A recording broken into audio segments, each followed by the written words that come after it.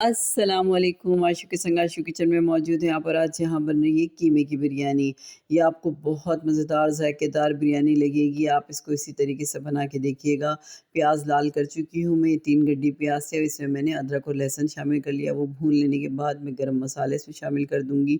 ये आप प्लेट में देखें, मैंने सारे इकट्ठे किए हुए हैं, जिसमें दालचीनी, बड़ी इलायची, छोटी इलायची, गरम मसाला और काली मिर्ची, ज़ीरा, तेज़पत्ता और जायफ़ल, जावित्री सब कुछ इसमें हमने शामिल कर लिया है। ये चर्बी है, मैंने फेट थोड़ा-सा पीस के अलग रख लिया था कि वो भी इस बिरयानी में शामिल कर लूँगी, तो बहुत मज़ेदार इसमें खुशबू आती है इसकी अपनी।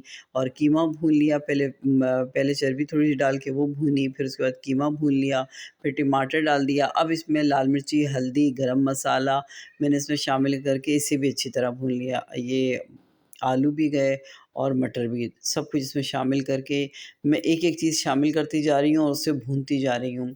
तो देखिए कितना अच्छा भुना हुआ मसाला मेरे पास तैयार हो गया। अब मैं इसे दम पे लगा देती हूँ 10 मिनट, ये देखें गल चुका है सब कुछ।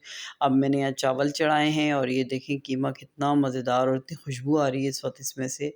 चावल बॉयल हो गया, अभी चावल इसमें डाल देती हूँ और दम पे निकाल देती हूँ। 20 से 25 मिनट आप चावल दम पे लगा दें। इसी तरीके से जो मैंने बनाई है आप भी इसी तरीके से बनाइएगा। ये कलर मैंने ऊपर से किसी चीज़ में घोला नहीं, ऐसे ही डाल दिया है। आप भी इसी तरीके से बनाएँ और खाएँ। मुझे दुआओं में याद रखें। इंशाअल्लाह ताला आपकी बिरयानी बहुत मज़ेदार बनेगी, बहुत लज़ीज़ बिरयानी है। तो मुझे दीजिए इजाज़त, इंशाअल्लाह फिर मिलेंगे किसी अच्छी रेसिपी के साथ। अल्लाह हाफ़िज़।